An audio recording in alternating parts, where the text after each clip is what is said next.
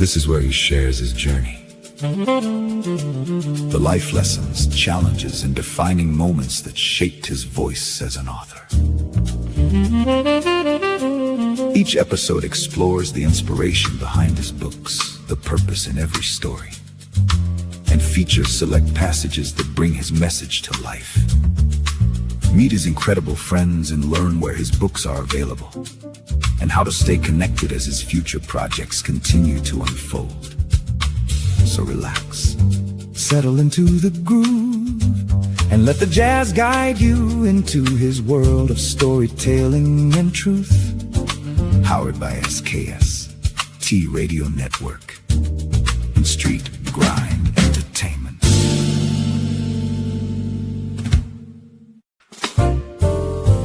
Welcome to the Books by Anthony Owens podcast. This is where he shares his journey. The life lessons, challenges, and defining moments that shaped his voice as an author. Each episode explores the inspiration behind his books, the purpose in every story, and features select passages that bring his message to life. Meet his incredible friends and learn where his books are available, and how to stay connected as his future projects continue to unfold. So relax, settle into the groove, and let the jazz guide you into his world of storytelling and truth. Powered by SKST Radio Network and Street Grind Entertainment.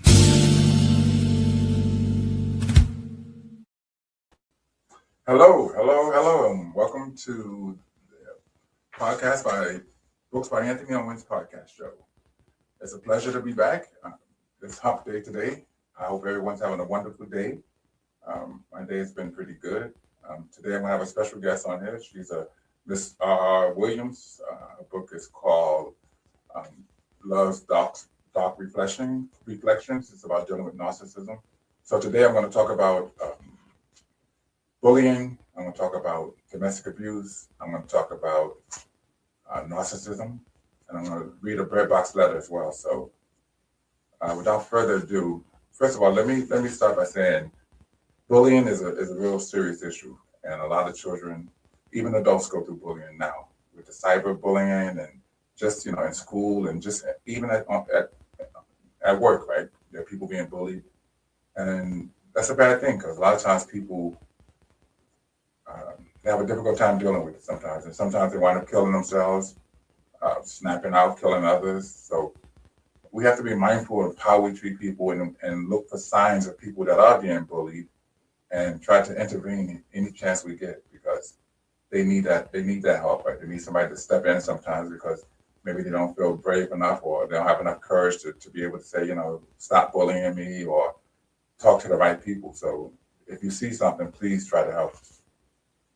So I've written a book about bullying for children. It's called Raw Power. And this book is about this child who walks to school every day because the school is nearby. And so when he goes to school, he gets bullied and oftentimes he'll leave school and he'll go home crying. And as he's walking home, he'll pass by this gym where you see people working out and, lifting weights and things like that. And one day he goes into the gym and the guy there says, "Hey, what are you doing in here?" And, he runs out of the gym because he was scared. So he goes back to school and the bullying continues. And basically what happens is he goes into the gym one day and, all of a sudden he's able to work out, get bigger and stronger. And then all the bullies noticed that he was getting bigger. And all of a sudden they became afraid of him because they thought that he was going to do the same things that they did to him, right back to them. And he didn't. He actually was nice enough to let them know that they too can go to the gym and get stronger and be big like he is. And so they became his friends. So it's a really, really endearing story. Very short book, but what I did with this particular book here, I left the story in here, but I took out all the colors and I made it into a coloring book so children would be able to color the different characters. Let me read this to you. It's a real short book. It says this book is dedicated to any child that has or is being bullied. We should all stand up to bullying. We should all stand up against bullying, excuse me. Ari loved, his name was Ari, and I gave him the same name as my grandson. Ari loved going to school. He had fun learning and playing with his friends. One day, there were some children in the school that started to bully Ari. Ari was sad and afraid of the bullies. He told his teacher and his parents, but the bullying did not stop. Ari walked home from school every day since he lived very close to the school. There was a gym that Ari would pass by as he walked home. The gym was called Raw Power. So let me tell you about Raw Power. So the name of the book, Raw Power, I wrote it with a guy named uh, Diesel Ramos, and he was one of my friends on TikTok. And one day he said, "Hey, Ant," because he always called me Ant. He's a professional bodybuilder, a real big guy, right? I hadn't thought about doing a children's book or anything. He said, "Hey, let's do a book about a children's book about about lifting weights." And I said, "Okay, well, that's fine. I'll do it." And that's all he said. That was all he said. Didn't give me any other input, and so I ran with it. And since I knew that he was a professional bodybuilder, he had been in a couple of movies as well. I wrote the entire book, and he enjoyed it as well. So I want to give him his credit for even bringing up the idea of doing this. So it was his idea to do it. So I put him on the book as well.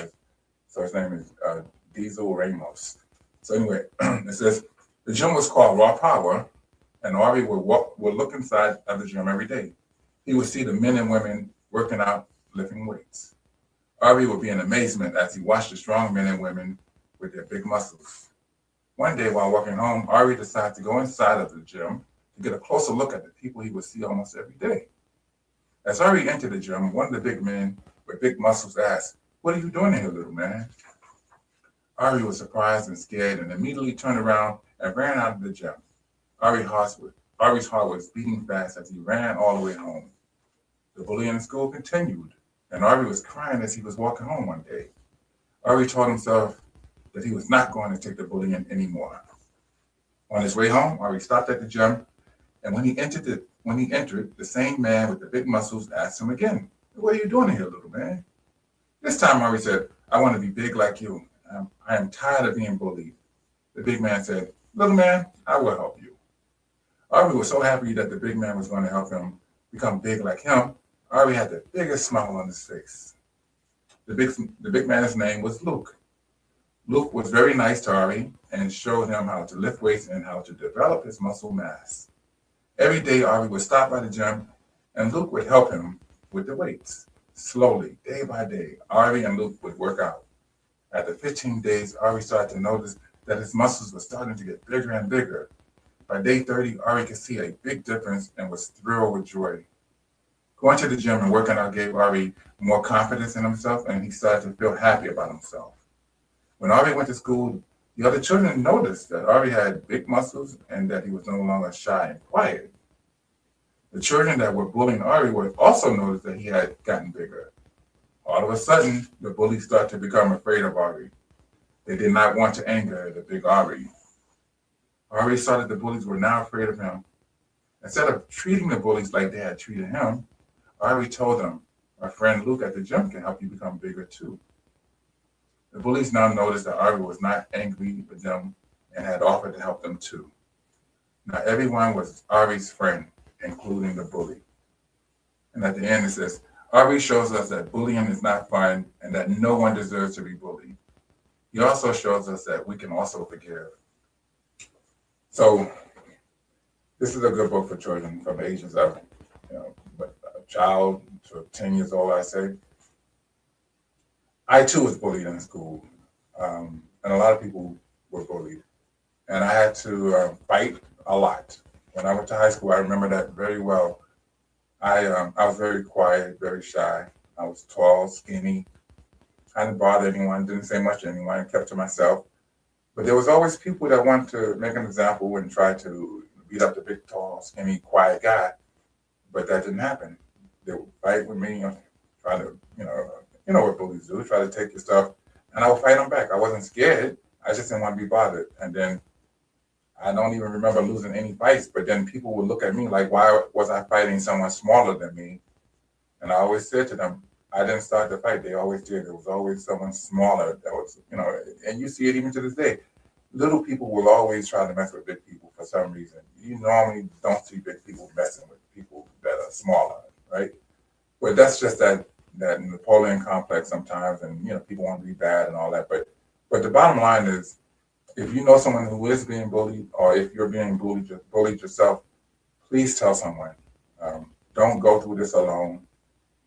Um, it's difficult, right? And the reason why I didn't say anything to my mother, because I didn't lose any other fights. Bullying was bad, but it wasn't like I was getting beat up or nothing like that.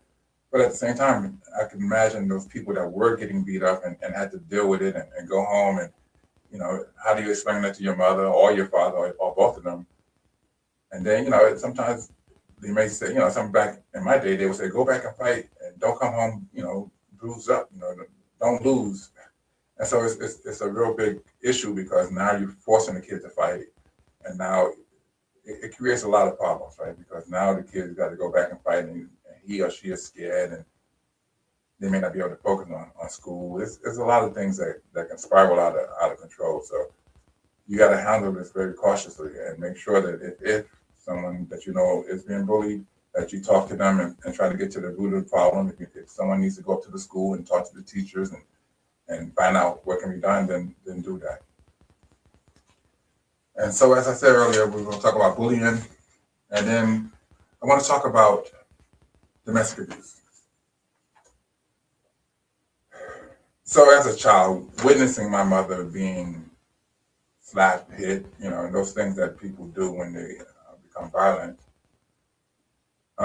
it's not a good look, right? As a child, you try to understand why would someone do it, and then secondly, you try to ask yourself, why does someone stay when that's happening? Right? And those are two different scenarios, right? Because sometimes people that are hurt other people, right? And so those people that are not bullying, but being a domestic violence person or someone who's abusive, a lot of times they've been hurt before, and hurt people sometimes hurt people. And I'm not making excuses for them, but that's just the reality of it. And so to see my mom go through that, it was really tough, right? And I was at a young age at the time, and there was not a whole lot I could do. And this guy's name was Greg. Let me read to you about Greg. I'm gonna put the glasses on. I don't want to mess this up. This is only for reading, y'all. I can see very well, for those who might wonder. Anyway, with everything that my mother had going on in her life, being broke as hell, giving money she didn't have to the church, and trying to feed two growing boys and herself, she still couldn't escape her sexual desires and need for companionship. She needed somebody in her life too, right? And as a child, you don't think about that, right? You don't think that she needs some companion, somebody she could talk to, somebody she can provide in. As a child, you think about your mother being there. In retrospect, I know now that she needed and wanted someone to hold her at night, make love to her, and tell her that everything would be all right. My mother met a man named Greg while going to church one Sunday morning. James and I saw him talking to her while in church, but didn't think anything about it. I assumed they were having the same boring conversations adults usually have at church, or so I thought. 3 days later, we see the same man at our apartment. I thought that he was there to maybe talk more about church stuff with my mother. Boy, was I wrong.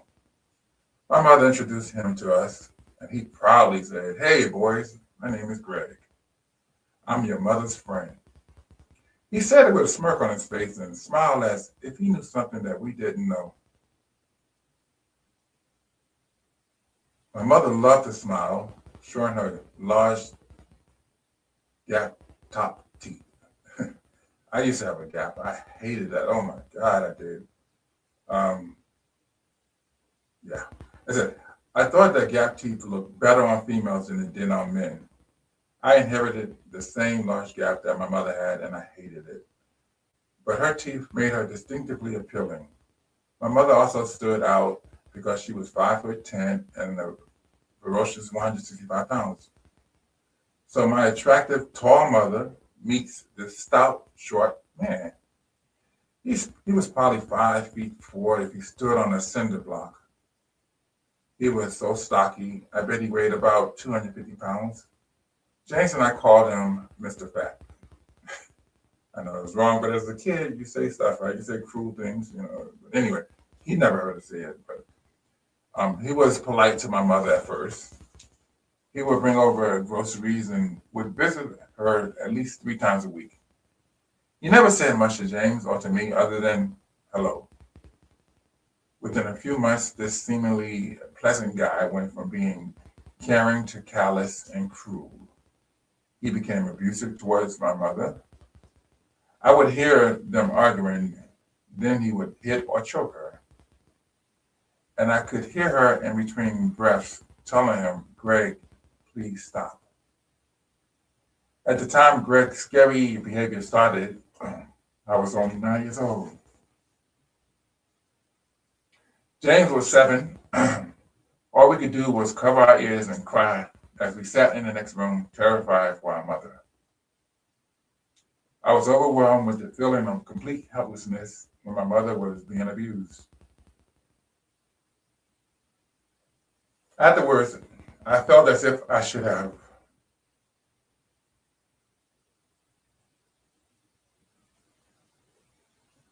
Well, my mother recently passed away, and this is really hard.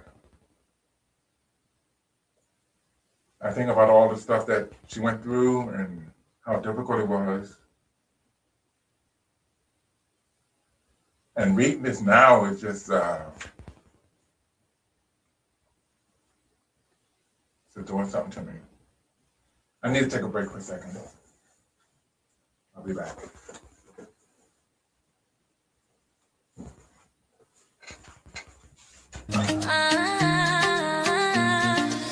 From the heart of the coast where the waves rise high, they magazine we lift and amplify. Stories of love, of strength, of pride. Giving back, standing tall, side by side. We are the rhythm, we are the voice. Community rising, making bold choice. On short drive, we shine, we soar. They magazine, forever, evermore.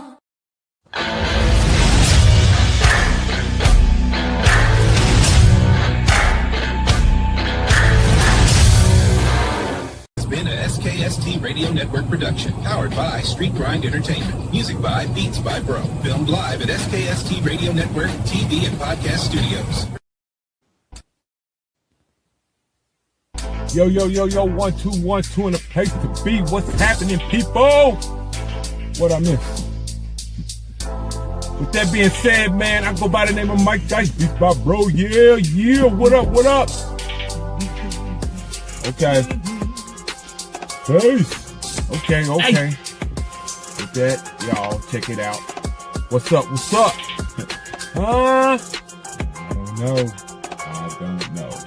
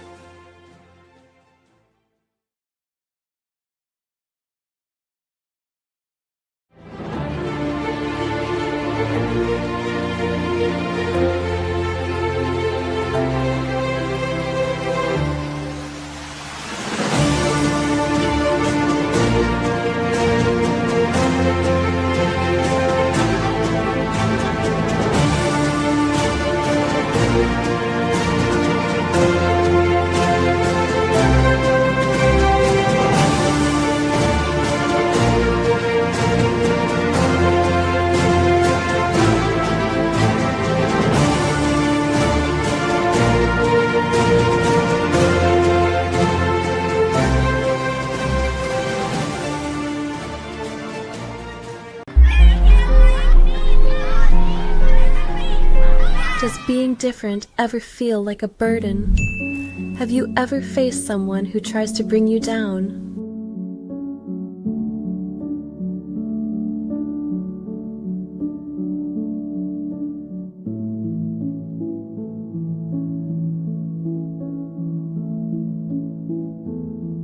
You're not alone. Many kids face bullying, but there's a way to rise above it. In Raw Power, meet Ari, a young boy who discovers his inner strength.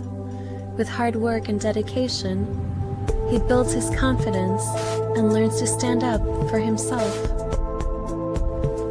Raw Power is a heartwarming story that teaches kids the importance of self-belief, personal growth, and forgiveness. It shows them that they can overcome bullying and become resilient, kind-hearted individuals. Empower your child to face challenges with courage and compassion. Get your copy of Raw Power today. Welcome back, everyone. I had a little technical difficulties. I'm trying to bring in another guest, and so ran into some issues, and still trying to bring her in. Let me finish what I was saying. Hello. It says, within a few months, this seemingly pleasant guy went from being caring to callous and cruel. He became abusive towards my mother. I would hear them arguing. Then he would hit or choke her, and I could hear her in between breaths telling him, "Greg, please stop." At the time Greg's scary behavior started, I was only 9 years old. James was 7. All we could do was cover our ears and cry as we sat in the next room, terrified for our mother. I was overwhelmed with the feeling of complete helplessness when my mother was being abused. Afterwards, I felt as if I should have done something to help her. You know, when you're young, you see somebody that you love getting hit or whatever, you want to jump in, but I was real young. James and I would talk about how we hated what he was doing to her, and we wished that he would just leave and never come back. James said to me, "Man, why won't Mama just kick his ass since she's taller than him?" "The dude looks like a house," I replied. James fell silent. Even at a young age, I realized that Greg's abuse of my mother was hurting James. I had been so worried about my mother at first that I overlooked the effect that all of this was having on my little brother. I saw the two of us as tough young men who had to protect our mother. The reality of it was that we were little kids and had to deal with our own pain caused by being unable to change things. We saw and heard our mother being physically and emotionally abused while we couldn't do anything to protect her. We went to bed many nights, baffled, angry, and afraid. It goes on to say, the abuse continued on and off for almost a year. My brother and I were too young to understand why a man would physically abuse a woman and why a woman would stay in a relationship that was so toxic.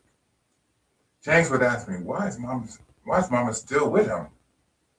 I have no idea, I replied. I really didn't get it. Then there came a day when I couldn't take it anymore. Greg hit my mother in front of me, and I picked up a broom and swung it and hit him across his head. But he just swatted at me like I was an annoying fly. I fell to the floor, still full of rage, but more frightened. Greg didn't live with us. He never took my mother out for dinner, a movie, or any place for that matter. His occasional grocery purchases for my mother had become almost non-existent. In fact, he started to mooch. Greg was broke. As far as I could tell, he didn't have a bank account, credit card, or a car. James and I used to talk about how Greg was using our mother. Sure, our mother didn't have much, but Greg seemed to have even less.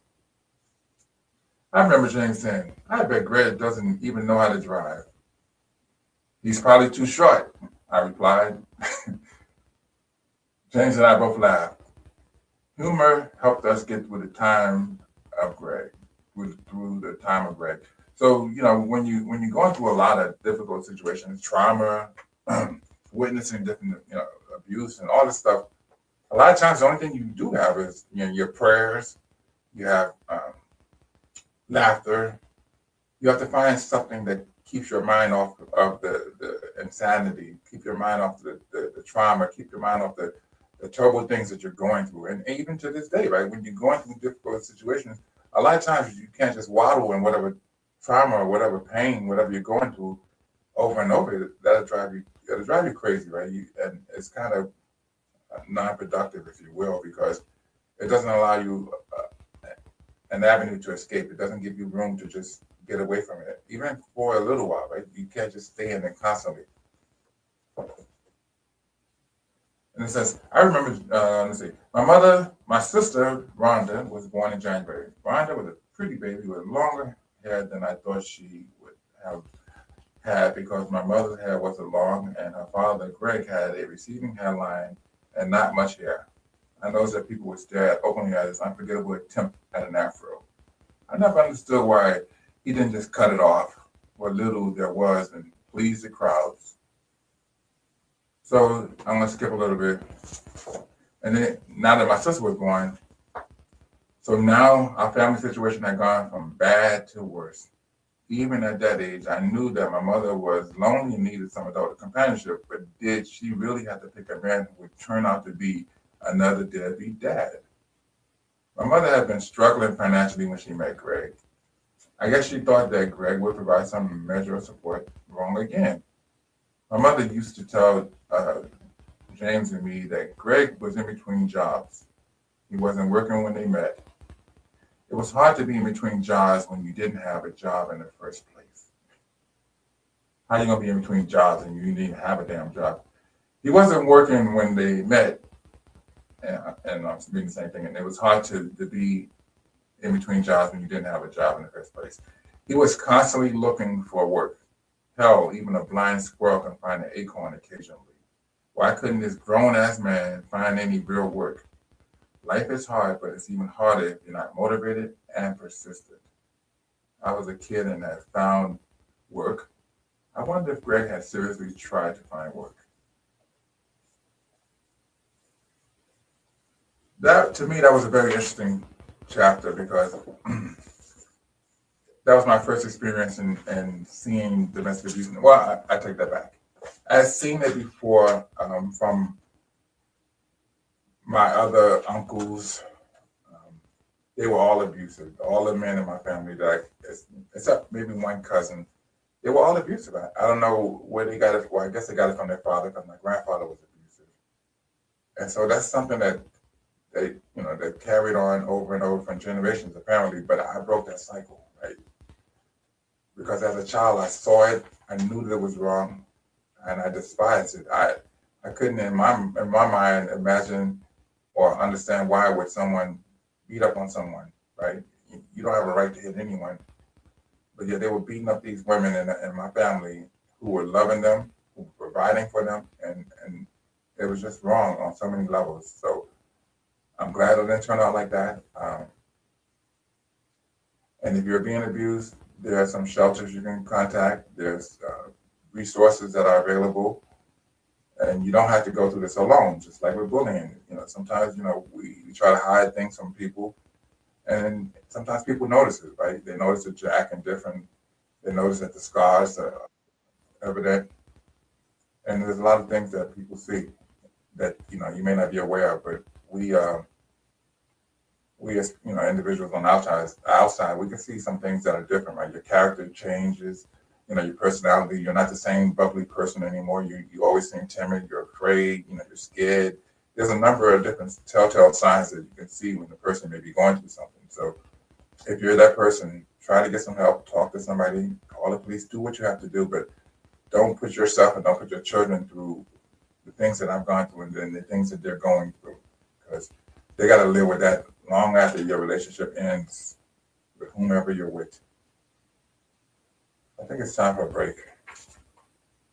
Hopefully by then my guest will be here. And now, wait a minute, there's no time for a break. Well, hello everyone. Your mic is muted, Ms. Strickland. Hi, okay, how are you today? Anthony. Oh, you're welcome. It's a pleasure to have you. Everyone, this is Miss Strickland. We call her Miss Strickland, but her pen name is R.R. Williams, and the book is Love Stock Reflection. Miss Strickland, can you tell us about your book and hello, how are you today? I'm well. How are you? Good. My book is Love Stock Reflection. Surviving a Decade of Covert Narcissism. And it's a memoir about an experience that I had, a 10-year domestic violence situation. And it was with the covert narcissist that did a lot. Let's say that.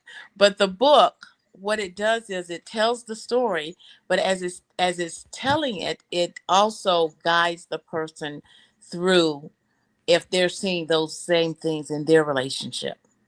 And if they're seeing it, they may need to take a pause, step back, and think about, is this the way that this is supposed to look? It also teaches them if they figure out that this is what it is, that they may need to walk away. And it tells them how to do that safely.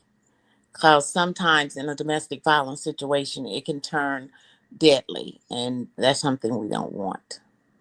So let me ask you a question. When you were going through what you had to deal with, were your kids seeing some of those things as well?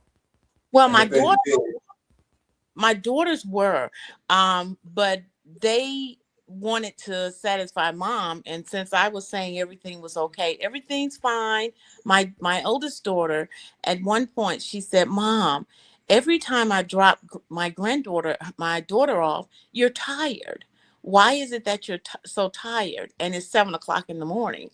But what was happening and what I didn't tell them was this person would be screaming all night and cursing,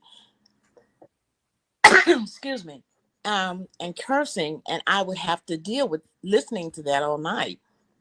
So I wasn't getting any sleep. And when she would drop my grandbaby off, because I homeschooled during that time, when she dropped her off, I was tired. So and yeah, that was from the arguing, going back and forth with him, right? yes, So, that so, was so let me ask you a question. So let me ask you a question then. So even as a child, when I saw my mother was going through the abuse, um, I questioned, why did she stay in there? Why did she allow it to continue to happen? Do you know why you probably dealt with it for as long as you have? yes. Looking Well, back, I take accountability for some because I had just gotten a divorce from a 16-year marriage. So I was 2 years out, and I was determined not to let another relationship fail. That's one thing. So that's my accountability. Um, but the second thing was I didn't see the behavior until the 6th year in, because he was working.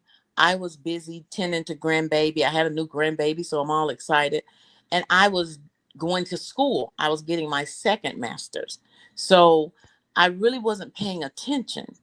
And then when the person retired and was home all day, that's when I started saying, this doesn't look right. Something's not right about this, because it was cursing, screaming, just all kind of stuff was going on. And I was like, this isn't right. But then when you try to leave, because I left 2 times, and on average, it takes the person 7 times before they'll completely leave. So I left 3 times. As a matter of fact, the second time I put all of my stuff in storage, and it stayed there for 6 months. But the person was so charismatic. um, he went into counseling. We went into couples counseling. They do everything that you want them to do, still with the intention of, I say, trying to destroy you, really, control because and destroy, right? yeah, yeah, that's what that is. And so as a child and as an adult, like when a child sees that, and obviously, the parent or yourself going through what you've gone through, I believe that you both can benefit from counseling, right? And a lot of times, those children don't get counseling, right? Because, Right. I've alluded to this before, that a lot of times when a child is witnessing this domestic abuse and all these different things, the parent is so inundated with trying to get out of what they're going through that oftentimes the children are left, to fend for themselves and have to deal with all this emotional, psychological stuff that they have to deal with, right? And so many times that person who's going through it, like yourself, you might get the counseling because you definitely need it, and you need to be able to take care of yourself and then take care of your children, but also those children need it as well. A lot of Right. times they get left behind. What do you think about that? Well, I am 4 years out. Let me say that, and I have a third one that will be 38 in June, and a daughter that will be 34. Well, she turned 34 on the 12th of June, and the other daughter on the 3rd of October she will be 38. So I have a 34 and 38, and then my 10-year-old granddaughter, because I was homeschooling her, she heard stuff, and children feel stuff. She felt the tension in the air. So once I left, this is what I did. I was in counseling, and then my grown daughters went into counseling because I found out later that they lived with the fear that they were going to get a call, that something was going to happen to me. So we went through counseling for that. But I also made sure that my 10-year-old granddaughter was in counseling. And the reason being is I want a productive adult. I don't want her to be anxious or scary. It affects children even when we don't think that it affects them, and like you said, we're trying to get out, it affects our kids, and they grow up to be nervous and anxious and not knowing how to move about in society. So I recommend counseling for everybody that's involved in it. And I do too, right? And so you mentioned earlier that it normally takes about, on average, about 7 times a person leaving before they decide to actually leave for real. So what are some of the reasons why a person would stay, up until that 7th time or however longer? So with this situation for me, let me tell you, for me, it was the fact that I'm the only pawpaw that your granddaughter knows because her grandfather had passed. So they will use the children, they will use finances, they will use public shaming. Because I remember at one point the person even called my brother and said, "Your sister's acting crazy again." And my brother, when he got on the phone, he said, "Sis, what's going on?" And I hadn't told anybody what had happened, what was going on. And I started crying. And I said, "If I stay here another year, I'm going to be dead." And he said, "What do you need?" I said, "I don't need anything. I just need to know that you guys know that it's not me. I need for you to understand that I'm trying to get out of a situation, and it's hard because emotionally I'm wrapped up with this person, and financially, because I was also being financially abused. Financially, I'm wrapped with this person. So you have a lot of things that keep you tied to a person. And if you are a mother that is a stay-at-home mother, now you're looking at, where am I going to go? You're looking at finances. You're looking at, how am I going to raise these kids without their dad or their mom? You can do it. You can do it. Right, and a lot of times, a lot of the people that were in your situation, they feel like they have a lack of resources, so they continue to stay there because they feel like they're basically they have no out, right? They have nowhere Mhm. to turn, and so a lot of times they stay in there because they feel like they're trapped. Right. And that's bad in itself, because when you get to a point where you feel like you have nowhere to go, a lot of bad things can happen, right? Violence can happen. You can turn around and kill him or whatever, or her, or you could lose your mind. There's a number of bad things that can happen when you feel trapped. So, you know, and I think, and I'm quite sure you might agree with this. The biggest thing is to make sure that you take care of yourself mentally, right? Especially like once you decide to get out for real, to seek some help, because it's going to be on Right. your mind constantly, right? Right. But you know what, Anthony, too, when people say, well, I don't have any resources, I don't know how to get out, I don't know what to do, there are resources in the community. And if, such as with my situation, I did get a restraining order on the person, and I did find myself in under the confidential address for North Carolina, so that the person couldn't find out where I was. There's resources out there. Yeah. I think the person just has to make their mind up. I'm leaving, but I do want to say plan. I don't want to say just jump up and run out unless you have to. So I do want to say plan. Right. Because there's some instances where people just have to leave because it's beyond your safety.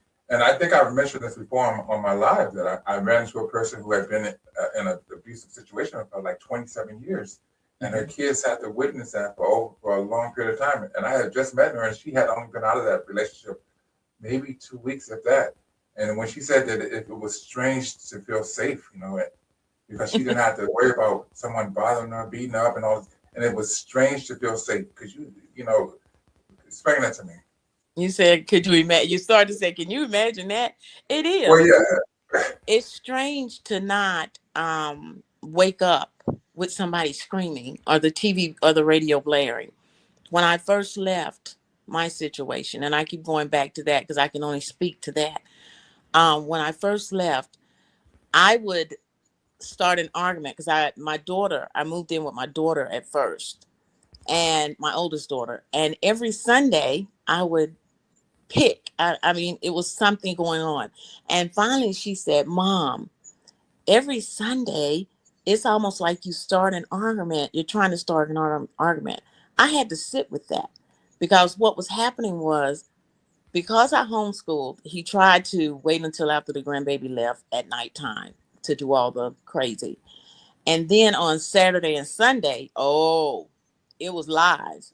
He had Crown Royal and he was drinking. He was throwing stuff, screaming, hollering at the top of his lungs.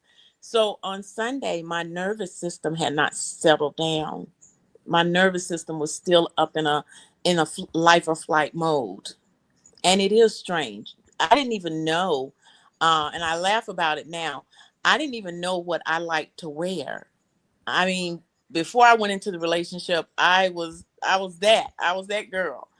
Then when I came out of the relationship, I was like, well, what colors do I like? What do I like to eat? Because I always tried to keep the peace so that it wouldn't be a something going crazy in the house. And let me get this clear with everybody that's listening or watching. Domestic abuse it can go both ways. A man can get Mhm. abused as easy as a woman can, right? So Yeah. it's not right either way. And so, you know, unless you're actually going through it or unless you're witnessing it, sometimes it may not be easy to understand. Yeah. And then a lot of times people always question, why do you stay so long? Why do you stay? That's a general thing that I've heard for so long. You can never say what a person will do or how long you're going to stick with anything or what's going to make a person snap. You never know what the breaking point is until you find out for sure, right? So just because somebody else stays in something longer than you think that you would have, you don't really know how long you would have stayed in it until it Mhm. happens.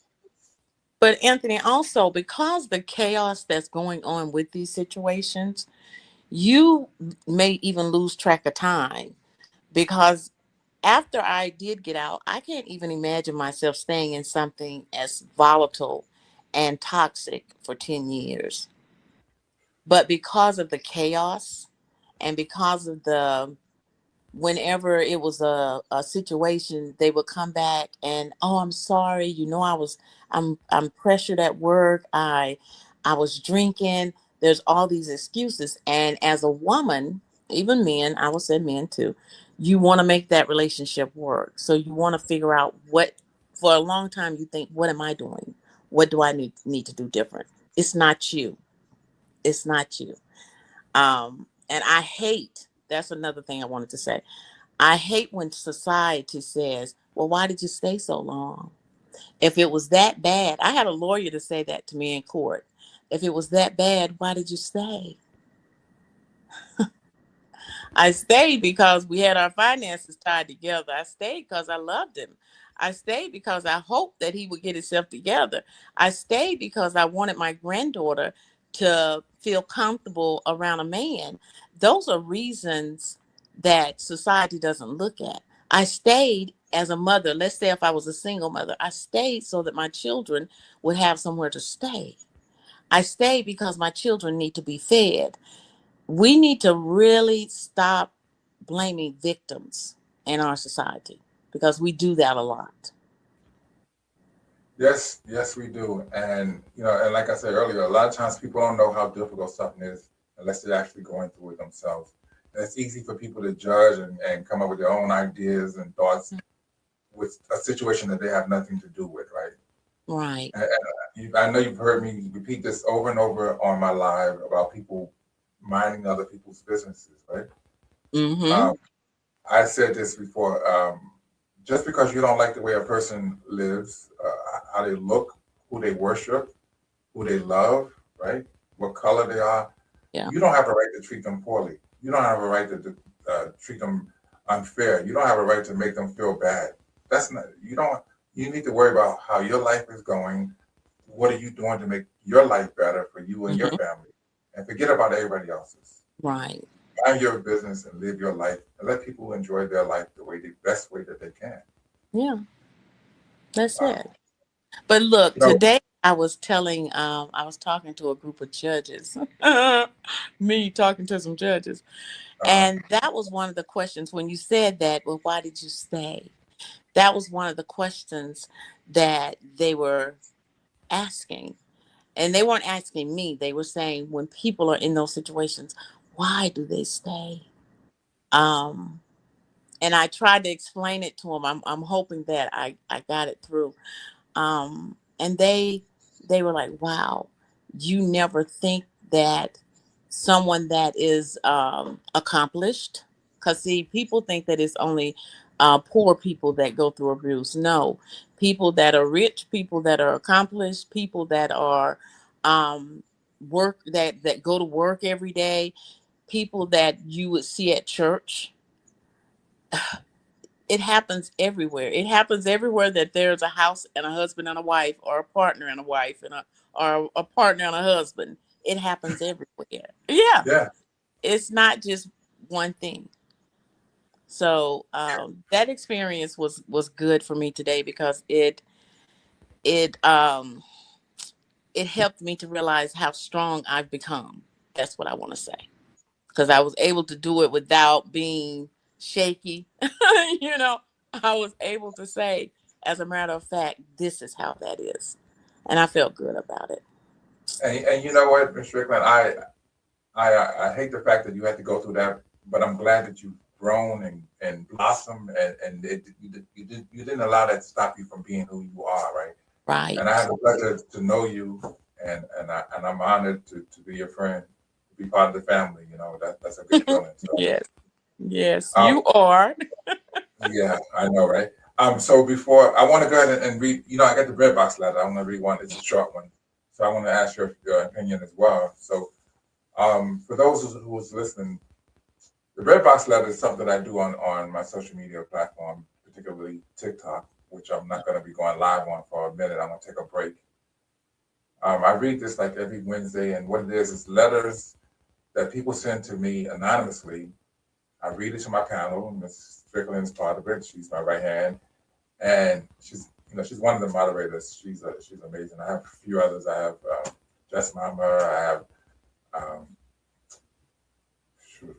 Cornbread, Onyx, cornbread. You want me to name Cornbread. them? He's not a moderator, Stacey? but yeah, yes, yeah. I have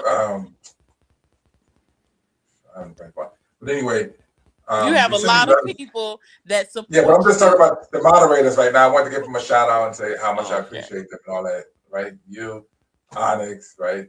Jess Bomber, Pamela. But anyway, so when they send these letters to me, I read it to the panel, and we talk about we come up with solutions, ideas, suggestions on how they should resolve whatever issue they're going through. A lot of times, people, will revert back to counseling, therapy, speaking to someone. We'll even give them different resources that they can try to go to help fix their issues, and it's been really, really helpful for a lot of people because they were right back in and tell us what happened and how things have turned out. And so I enjoyed doing that, doing the bread box letter. So without further ado, I want to go ahead and get started on this one. It's a really short one. It says, I have been in a relationship for several years with someone I love deeply. On most days, things are good. We support each other, enjoy spending time together, and have built a life that many people would probably admire. However, there's one issue that continues to create tension between us. My partner believes that because we have been together for so long, we should spend nearly all of our free time together. I, on the other hand, believe that healthy relationships still require individual interests, personal space, and time with friends and family. Whenever I want to spend time pursuing a hobby, visiting a friend, or simply having some time to myself, my partner takes it personally and feels rejected. This often leads to arguments, hurt feelings, and misunderstandings. The truth is that my desire for personal time has nothing to do with loving my partner less. In fact, I believe it helps me be a better partner. My question to the panel is this: how do couples find the right balance between togetherness and independence? Is it unreasonable to want personal space in a committed relationship, or should partners expect to spend most of their free time together? Let's start with the first question. So, how do couples find the right balance between togetherness and independence? Well, that's something that you guys gonna have to agree upon, right? Because if you take away somebody's free time, the things that they love doing, you're taking away their identity of who they are as an individual. You don't have the right to do that. No one has the right to do that. That person should still have their individual life, right? The things that they enjoy doing. It's not like they're out there meeting someone else or trying to get rid of you. It's like they're just trying to enjoy what they've been doing for probably some time way before you even came on the scene. What do you think about that, Ms. Strickland? I think that's a good one, but I would start out with communication. Has she communicated or he communicated that to the person? It's not that I'm trying to get away from you, it's that I am trying to still enjoy my individuality. Yeah. And she goes on to say, is it unreasonable to want personal space in a committed relationship? No, no. So, have you ever met someone who's been in a relationship for so long and maybe even in a controlling relationship where when you speak to this person or you see that person again, you don't even remember who they were before, but they're not the same person they used to be, right? They don't like the things that they used to like. They're just totally different.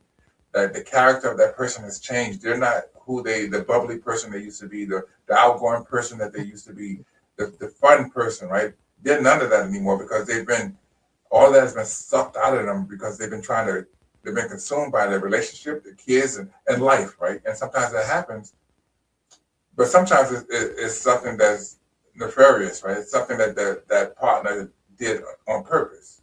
You Hmm. understand what I'm saying? And so and that's the part of the control stuff, the narcissism, right? Where they kind of take away your identity so that they can Right. control you, take away what you enjoy so they can control you, right? Yeah. Would you agree? I agree with that. I think that you definitely need a balance, but I also think that if the person and see, I'll say an unhealthy relationship in a minute.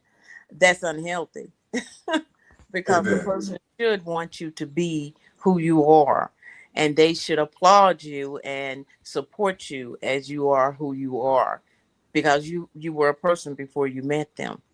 And I think that in not all cases, but in a lot of cases, when Anthony, Yeah, your signal is weak. I can't hear you. Something happened. I hear you, but I can't see you. You can't. Okay, I hear you. When the person is trying to smother you, Uh-huh. that's control. And you really want to be controlled? Well, let me tell you this. When you're used to it, it becomes your norm. And I've said this on numerous occasions that you can get used to misery. You can get used to a terrible situation. You can get used to a lot of things that you normally would not if you hadn't gone through it for so long. Does that make sense? That makes sense. Um, and when you in a bad relationship, and that's all you know, that's all you've been exposed to for so long, that's your new norm, and everything seems okay to you, but really it's not. Well, in your mind, you might feel like it's okay because that's what you're used to, and you Right. won't recognize it until you're out of it that it was bad, right? That it was not how it's supposed to be. I agree with you. I agree with that. But Um, some people don't even realize that they are in a situation, Anthony, until um like Marsha, one of our friends is Marsha, and I went to a women's conference with her in Knoxville, and we had a 50-year-old lady walk up to us. And she walked up to Marsha and she said, "You know what? It's been 50 years and I didn't realize I was being abused in a relationship." Wow. And that goes back to what I was saying, right? You've been dealing Yeah. with it so long, you didn't even realize it, right? Yeah. And initially you did, right? And you may have, said something about it. You may have even fought back. But the longer you stay in it, right, and the more persistent that person is, that the aggressor is, and then it breaks you down to a point where you don't fight anymore, then you just accept. Right? So that fight or flight is gone. All you got now is you're just accepting it. That's your new norm. And so when you do, like I said, you don't realize it until you're out of it, and you're looking back and saying, "You know what? Wow, I can't believe I dealt with that for that long." Right. So to the person that wrote that letter, I would try to communicate that I need that balance. I would try to communicate to my partner that I need that balance and see how they react. If it's not the reaction that you think is appropriate, you might want to start distancing. You might want to figure out, is this really your person?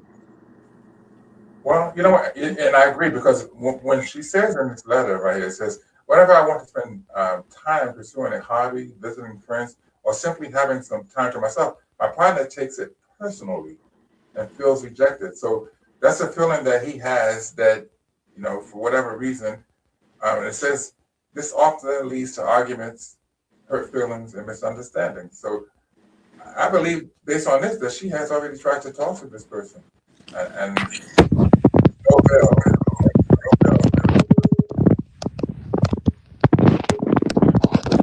Yeah.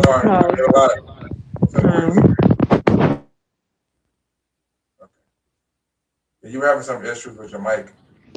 Yeah. Okay. No better. Now you want to say something? It's something going on with my mic. So I'm going to just let you talk. But I just think that they need to really look at their relationship. They need to really look at it. Well, yeah, right now you sound good. And you're right. And so this has been an interesting live. Would you like to come back again and visit me on this show? Yes. You know I'll come back. If you don't mind, you can be my co-host, and we'll bring up some different topics. That'll work. But you're gonna give me more notice. I know that much. Mm-hmm. Okay, I can do that. So right now, I think I'm going to invite you again next week, but we'll definitely talk about it. No, I hope everybody have a safe holiday weekend. Please be mindful. There's a book again. It's Williams, Love, Dark Reflection. Get your copy of her book. You could have picked a better picture. Who picked that picture? I'm gonna get you. I think this is a good picture. It doesn't show anything other than your eyes and your hands. You got a lot worse pictures. Okay, now are you happy with that? Thank you. See, that's the fluffy me. I like the fluffy me. Thank you. You're so vain. You probably think the song is about you. But anyway, This was fun. So please, everybody, have a safe weekend, and I appreciate it. And I'll see you on my next live. And thank you. Thank you all. Have a great time. Thank you. Thank you, Ms. Shooter, for hanging out with me. Thank you for having me. Have a great night. Thank you for tuning in to today's episode of the Books by Anthony Owens podcast show. We hope this was a conversation that truly inspired you and gave you something meaningful to carry forward. We appreciate you spending this time with us, learning, growing, and embracing knowledge that truly matters. Join us next week for another powerful and uplifting episode of the Books by Anthony Owens podcast show. Until then, stay healthy, stay encouraged, and keep turning the pages of life.